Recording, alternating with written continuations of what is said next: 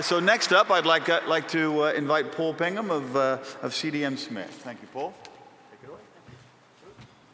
You know, following on the theme from Roz talking about the economics of this, I've got a couple of trends I want to bring to your attention. The first of which is an echo of what you've heard about yesterday and today already, which is this very big picture of the characteristic geographically of world economic growth. This is a little bit busy slide, so let me set it up for you. It's the world broken up into 8 regions with the NAFTA countries on the left, and then the rest of the hemisphere as other Americas.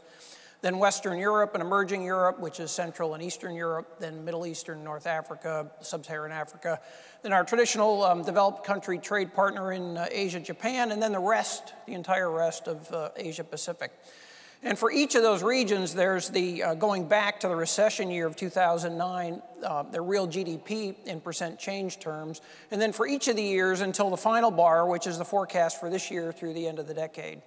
And this is no surprise to you. It was what you knew went on in the recession, that the world fell into actual contraction in 2009. But the contributions to that were almost exclusively in the developed world, not just in North America and Europe, but even more severely so in places like Japan.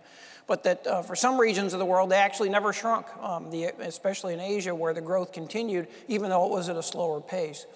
But then much more importantly, going forwards, the trend that really matters is that growth rate. This is the story of the centroid of world economic growth is moving out of the developed countries. It's in the emerging markets that grow faster on average over the next decade than the advanced countries. And that it's not just Asia where you see that. It's also rapid growth in Africa, but especially relevant to this audience, I think, is the more rapid growth in the rest of the hemisphere. There's tremendous opportunity for trade both directions in a faster growing set of economies to our south. Now, the big picture of that as it translates into trade and transportation is the actual trade share of the economy. This is the biggest picture view looking at world imports as a percent of the overall economy. And you know the story here, going all the way back to the 1980s of this relentless growth that we saw up to the recession in the share of world GDP that was devoted to trade, here measured on the import side. But that actually fell in the recession, and in fact, it fell substantially. It fell almost 5 percentage points in the recession globally. And one of the impacts, or one of the reasons for that, was what you saw a little bit of and what Roz talked about, was the inventory cycle. You saw a tremendous drawdown in inventories, and that translated into goods not moving across the border. At the same time, national governments, not just the US, engaged in massive fiscal stimulus. So that actually raised the government share, which is a non-traded share almost exclusively, in that GDP figure.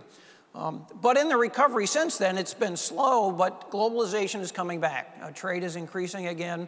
And the long-term trends are that it's going to continue. Even with onshoring and nearshoring, we're still expecting to see the fundamentals in place with that more rapid growth in the developing parts of the world, to see the percentage share of world economic activity, and that includes the proportion of jobs, the proportion of investment flows in an economy going more and more towards the international traded sector.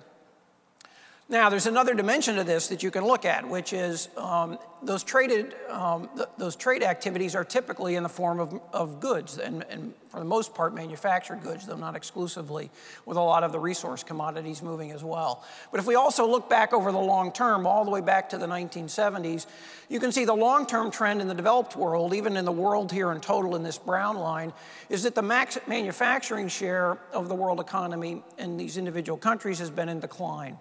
And this is no surprise. This is the mirror image, the reflection of the growth in services. Now, you could have mapped agriculture on here on even a much longer period of time and shown that it's declined even more so.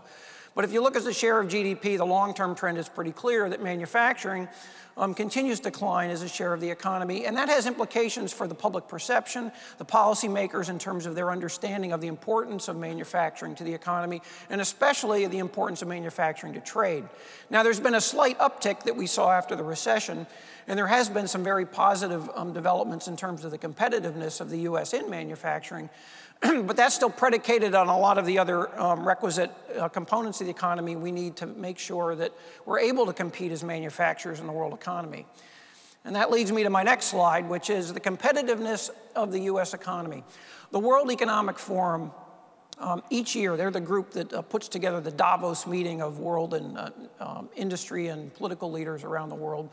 They do a global competitive index ranking of countries built bottom up from various components. There are 12 components at a top level that make a country competitive. And then they release those rankings annually. And the ratings for the last 4 years have seen the US fall from 1st place to 7th place.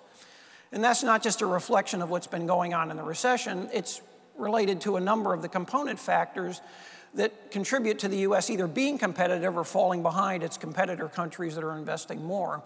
And the one that's most relevant for trade and transportation is obviously what the country is investing in our infrastructure to facilitate transportation. And the long-term trend of that, also going all the way back to the 50s, is a decline. That graph there on the right is the US public transport and water, the way it's accounted for includes water, infrastructure spending as a % of GDP, broken out into the capital accounts, the capital spending, and then operations and maintenance. Both of those have been in decline, and as a share of GDP, we're approaching down to a point of less than 1/3 of what we were spending in the 50s as an economy on our transportation infrastructure. And you can see what that does to the rankings. If we look at the top line, the US is 7th, but if you look at the ranking of the transportation infrastructure, it's 13th. If you break that down and actually look at the quality of the infrastructure components, overall in transport, it's 25th. And that's comprised of roads at 20th, railroads at 18th, ports at 19th, and air transport at 30th. This is a serious problem going forward. This is the fundamental foundation that we don't invest in, and if the trends continue, makes the US less and less competitive over time to be able to export our manufactured goods. So that concludes my remarks. I look forward to the question and answer. Thank you.